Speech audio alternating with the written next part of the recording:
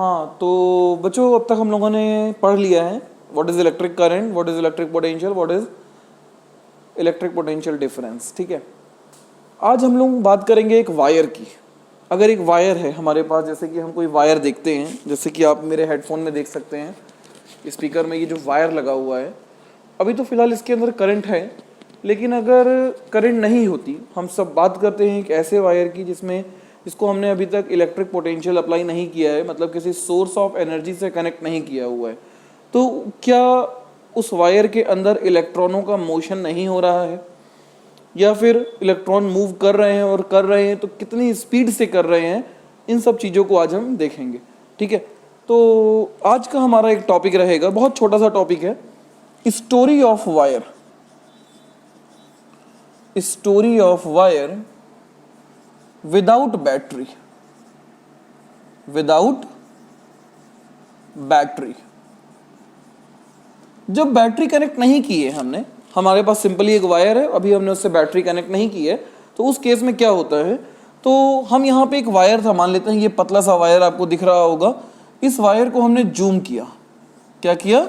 Zoom किया, बड़ा सा जूम करके हम इसको देखते हैं तो हम पाते हैं कि ये कुछ इस तरीके से दिखाई दे रहा था। जाहिर सी बात है सिलेंडर के फॉर्म में दिखाई देगा। आप वायर को देखेंगे तो वो एक सिलेंडर के फॉर्म में रहता है, तो सिलेंडर के फॉर्म में दिखाई देगा। ठीक है ना? चलिए, इसके अंदर इनफाइनाइट इलेक्ट्रॉन्स होंगे, ये बात भी समझ में आती है। क्यों होंगे? क्योंकि वायर है भाई। वायर किससे मिलके बना होगा? छोटे छोटे एटम से मिलके बना होगा, और एटम किससे मिलके बने होते हैं? इलेक्ट्रॉन, प्रोटॉन और न्यूट्रॉन से मिलके बने होते हैं। हमने ये भी पढ़ रखा है कि प्रोटॉन न्यूट्रॉन्स और भाई भाई जो एक घर में रहते हैं, जिस घर का नाम न्यूक्लियस होता है। तो बचा कौन? इलेक्ट्रॉन, जो कि बाहर है, मूव करने के लिए फ्री है। ठीक है, तो जरा सोचते हैं कि इन इलेक्ट्रॉनों के बारे में, कि इन इलेक्ट्रॉनों के पास क्या अभी एनर्जी है, क्या अभी मोशन है? अगर मोशन है तो क्या स्पीड होगी इनकी जिससे ये मूव कर रहे हैं? और अगर ये मूव कर रहे हैं तो ये सर्किट में करंट क्यों नहीं फ्लो करा रहे हैं? वायर के लिए हमें बैटरी की ज़रूरत क्यों पड़ती है? इन सब बारे में जितने भी हमारे ये क्वेश्चंस आते हैं कि भाई बैटरी लगाने के बाद ही सर्किट में करंट क्यों फ्लो होती है, पहले क्यों नहीं होती है, तो उन सब का आज हमारे पास सोल्यूशन मिल जाएगा आज हमको यहाँ पे, कैसा क्यों होता है। चलिए देखते हैं। देखिए बेटा, अगर एक इलेक्ट्रॉन है, तो क्लास 11th में एक टॉपिक पढ़ा था आपने, जिसमें आपने देखा था kinetic energy of any molecule is equals to 3/2 kT। ठीक है, यहां पे के क्या होता है? के को बोलते हैं बोल्ट्जमैन कांस्टेंट। तो यहां पे बच्चे हो जाएगा 3/2। बोल्ट्जमैन कांस्टेंट का फॉर्मूला होता है K is equals to R/Na, जहां R होता है बेटा गैस कांस्टेंट, और Na होता है रिडबर्ग कांस्टेंट, एवोगाड्रो नंबर। ठीक है, तो 3/2 R/Na इंटू T, और T क्या है बच्चे? T है टेम्परेचर। टेम्परेचर किसका? इस वायर का। ठीक है, चलो अच्छी बात है। जाहिर सी बात है इलेक्ट्रॉन इस वायर के अंदर है, तो जो टेम्परेचर वायर का होगा वही इलेक्ट्रॉन का भी होगा। ये बात मानते हैं कि नहीं मानते? अरे बाहर का टेम्परेचर 100 डिग्री 100 कह रहा हूँ 40 डिग्री है, और आप बाहर जाएंगे तो आपकी स्किन का भी टेम्परेचर कितना पहुँच जाएगा? 40। तभी तो गर्मी लगने लगती है। उसी 40 को कम करने के लिए हमारी बॉडी से पसीना निकलता है, जिससे बॉडी थोड़ी ठंडी हो जाती है। यही तो कंसेप्ट होता है। ठीक है, तो अगर हम मान लेते हैं लेट हमारा जो वायर एक रूम में रखा हुआ है, उस रूम का टेम्परेचर लगभग 27 डिग्री सेंटीग्रेड है। कितना डिग्री सेंटीग्रेड है? 27 डिग्री सेंटीग्रेड है। तो केल्विन में कितना हो जाएगा? तो 27 + 273 कर देंगे, और लगभग ये हो जाएगा 300 केल्विन हो जाएगा। तो इसका मतलब 300 केल्विन पे हमारे जो इलेक्ट्रॉन्स हैं उनको गर्मी लग रही होगी, और अगर गर्मी लग रही है तो इसका मतलब उनके अंदर एक काइनेटिक एनर्जी होगी कि नहीं होगी? भाई काइनेटिक एनर्जी का फॉर्मूला ही था ये। तो kinetic energy will be equal to हो जाएगा 3/2। R की वैल्यू होती है 25/3, Na की वैल्यू होती है 6.0 इंटू 10⁻23 इंटू T, और T कितना आया? 300 केल्विन। बात समझ में आती है? बोलिए। ये हम पूरी बात किसकी कर रहे हैं, एक पर्टिकुलर इलेक्ट्रॉन की कर रहे हैं। तो जैसे ही हम पर्टिकुलर इलेक्ट्रॉन की बात करेंगे तो काइनेटिक एनर्जी ऑफ इलेक्ट्रॉन होगी क्या, half m, mass of electron बोले तो कितना 9.1 इंटू 10⁻31 आएगा, into v square is equals to 3/2, 25 into 300 upon 3 into 6.0 into 10⁻23। आप ध्यान से देखोगे ये सब सॉल्व हो जाएंगे। तो हम यहां से v निकालते हैं और v लगभग आता है 111 किलोमीटर पर सेकेंड, लगभग ये इतना आता है। निकालिएगा आप सॉल्व करिएगा, आएगा आपका आंसर कुछ ना कुछ। तो इसका मतलब क्या है कि इस समय जब ये वायर चुपचाप रखा हुआ था रूम में, तब उस समय भी ये जो इलेक्ट्रॉन्स थे वो चुपचाप नहीं बैठे थे, ये मोशन कर रहे थे। और ये ऐसे मोशन कर रहे थे, इनको बोलते हैं रैंडम मोशन। कैसा मोशन कर रहे थे ये, रैंडम मोशन। अब अगर ये रैंडम मोशन कर रहे थे तो according to definition of current the rate of flow of charge, इसी को टाइम के रिस्पेक्ट में देख लें तो करंट फ्लो होनी चाहिए, हाँ बिल्कुल होनी चाहिए। लेकिन समस्या क्या है, समस्या ये है कि बेटा जैसे ये इलेक्ट्रॉन नीचे जाने की कोशिश करता है, मान लेते हैं कुछ वेलोसिटी से, तो उसी समय पे नीचे वाला इलेक्ट्रॉन ऊपर जा रहा होता है। ठीक है, मतलब मान लेते हैं कि दो इलेक्ट्रॉन है, एक ये ब्लैक वाला है और एक ब्लू वाला है। ठीक है, अरे ब्लैक दोनों एक ही हैं, एक को ब्लैक कपड़ा पहना दिया, एक को ब्लू कपड़ा पहना दिया। ठीक है, ब्लैक वाला इधर जा रहा है, समझिएगा, और ब्लू वाला अपोजिट जा रहा होगा।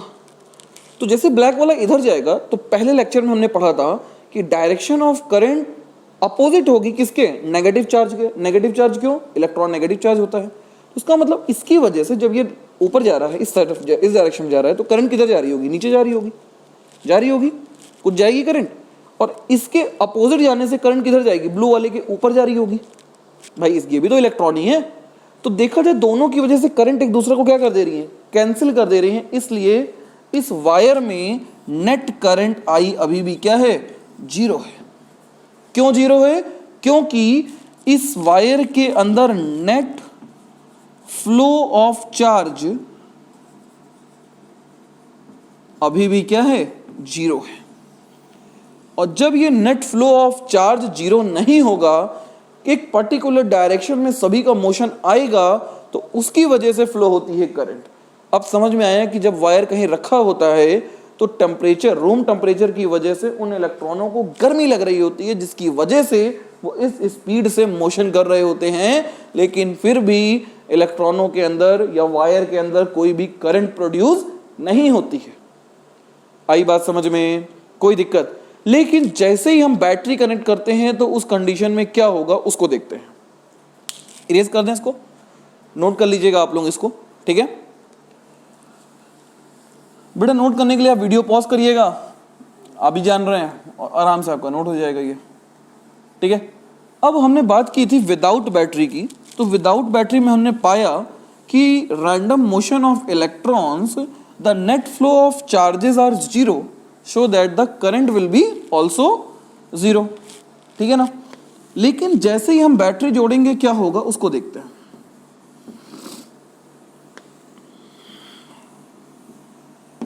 चलिए, story of wire with battery. क्या बोला मैंने, story of wire with battery. Heading डालिएगा, story of wire with battery. देखो क्या होता है, वायर जूम करते हैं, ये आपका हो गया, मान लेते हैं एक वायर। कौन होगा इसके अंदर, इलेक्ट्रॉन्स होगा, बहुत बढ़िया। ये इलेक्ट्रॉन्स भरे पड़े हैं, इलेक्ट्रॉन भरे पड़े हैं, कोई दिक्कत नहीं है। ठीक है ना। अभी तक इस पे बैटरी कनेक्ट नहीं है तो ये सारे के सारे रैंडम मोशन कर रहे होंगे, मस्त घूम रहे होंगे इधर उधर। लेकिन सडनली हमने क्या किया, हमने लाके इसको एक बैटरी से जोड़ दिया। और बैटरी से जोड़ते ही क्या होगा, बैटरी की बड़ी लाइन कहती है मैं पॉजिटिव, छोटी कहती है मैं नेगेटिव। तो ये पॉजिटिव यहाँ आ जाएगा और यहाँ पे एक बन जाएगा एक पॉजिटिव टर्मिनल, और इधर बन जाएगा एक नेगेटिव टर्मिनल बन जाएगा। भाई बैटरी का एक सिरा पॉजिटिव एक सिरा नेगेटिव, उसका भी सेल देखा है, ध्यान से देखिएगा, उस पर ऊपर पॉजिटिव और नीचे नेगेटिव लिखा रहता है। ठीक है, चैप्टर फर्स्ट में हमने पढ़ा था कि जैसे ही पॉजिटिव नेगेटिव आपस में कोई चार्ज डेवलप होते हैं तो उनके बीच आती है इलेक्ट्रिक फील्ड, जिसकी direction away the positive towards the negative होती है। तो this is the electric field. हो जाएगी, ठीक है। अब बताइए ये क्या है? इलेक्ट्रॉन्स हैं, और ये अब इस इलेक्ट्रिक फील्ड के अंदर रखे हैं कि नहीं रखे हैं? तो the amount of force acting on a charge particle in external electric field, किसी को याद है F इक्वल टू कितना होता है? QE। बहुत बढ़िया, कितना होता है? QE। यहां पे चार्ज कौन है? इलेक्ट्रॉन है, तो Q को वैल्यू क्या हो जाएगी? EE हो जाएगा कि नहीं हो जाएगा? तो कहने का मतलब है कि ये जितने इलेक्ट्रॉन्स हैं इन सब पे एक फोर्स लगने लगेगा, कितना? EE। उसकी डायरेक्शन किधर होगी? Towards the positive. तो ये सारे के सारे इलेक्ट्रॉन कहेंगे क्या पॉजिटिव आया, पॉजिटिव आया, और इन पे फोर्स कितना लग रहा होगा? EE। कितना लग रहा होगा? EE, EE, EE, EE, EE और ये EE। और ये नेट फ्लो अब आप देख रहे हैं कि सब के सब एक साइड चल देंगे, चलो पॉजिटिव आया, चलो, और सब चल देंगे पॉजिटिव की तरफ। जैसे ही सब पॉजिटिव की तरफ जाना शुरू करेंगे, हम क्या होगा? हम देख रहे थे अब तक क्या था? एक टू इधर जा रहा था, दूसरा इधर जा रहा था, तो नेट फ्लो जीरो था। लेकिन अब क्या है? एक टू इधर तो दूसरा भी इधर, दोनों पॉजिटिव की तरफ भाग रहे हैं। भाग रहे नहीं भाग रहे? मान लो कैटरीना आ जाए, सब लड़के चल देंगे कैटरीना कैटरीना करते करते, चल नहीं देंगे? उसी तरीके से सारे के सारे इलेक्ट्रॉन्स इस पॉजिटिव की तरफ भाग रहे हैं। तो हम देखते हैं कि नेगेटिव चार्ज का फ्लो अगर इसका नाम A दे दें और इसका नाम B दे दें, तो B से A की तरफ हो रहा है। तो हमारी इलेक्ट्रिक करंट का फ्लो किधर होना चाहिए? Opposite to negative electrons. Electron अगर B से A जा रहे हैं तो करंट किधर जा रही होगी? A से B, और ये अब जीरो नहीं होगी। आई बात समझ में? और क्या होता है उसको देखेंगे। जैसे ही ये इलेक्ट्रॉन इस पॉजिटिव के पास आता है तो उसको पता चलता है पॉजिटिव यहां नहीं है, पॉजिटिव ससुरा यहां है, यही तो पता चलेगा। तो ये इलेक्ट्रॉन इस वायर से होते ये यहां पे चला जाएगा और इसके अंदर जाके न्यूट्रलाइज हो जाएगा। मतलब इलेक्ट्रॉन इस वायर से आएगा, ऐसे निकलते तो यहाँ पे पहुंचेगा, और यहाँ पे ये इलेक्ट्रॉन पॉजिटिव से मिलके गायब हो जाएगा, और इस वायर के अंदर एक इलेक्ट्रॉन की डिफिशियंसी आ जाएगी, कमी आ जाएगी। आ गई? अब समस्या ये है कि according to conservation of charge ये तो गलत हो जाएगा, तो क्या करेंगे? तो हम देखते हैं कि यहीं से तभी जैसे ये इलेक्ट्रॉन इसके अंदर आता है, उसी समय उसी टाइम एक इलेक्ट्रॉन लूप से यहां से निकलेगा और वो इस वायर के होते वापस से इसके अंदर आ जाएगा और इसके अंदर उस इलेक्ट्रॉन की कमी को दूर कर देगा। ठीक है? तो इस तरीके से हम देखेंगे कि इस पूरे के पूरे सर्किट में करंट, एक इलेक्ट्रॉन घूम रहा है जिसकी डायरेक्शन B से A वायर के अंदर और वायर के बाहर A से होते हुए वापस B को जा रही है। तो हम कहेंगे सर्किट में एक करंट फ्लो करेगी जिसकी डायरेक्शन A से B और बाहर B से A इस तरह से घूमेगी। आई बात समझ में? ये हो गई डायरेक्शन ऑफ करंट, कोई दिक्कत?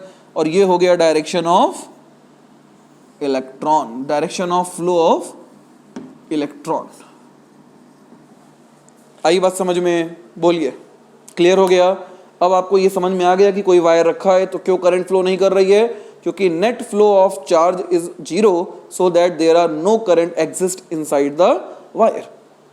लेकिन अगर बैटरी लगा दें तो क्या होगा? तो एक इलेक्ट्रिक फील्ड लग जाएगी जिसकी वजह से उनके अंदर जो मोशन है चार्ज का वो नेट डायरेक्शन, एक डायरेक्शन में होने लगेगा, जिसकी वजह से सर्किट में एक करंट फ्लो होना स्टार्ट कर देगी। क्लियर हो गया? चलिए, थैंक यू।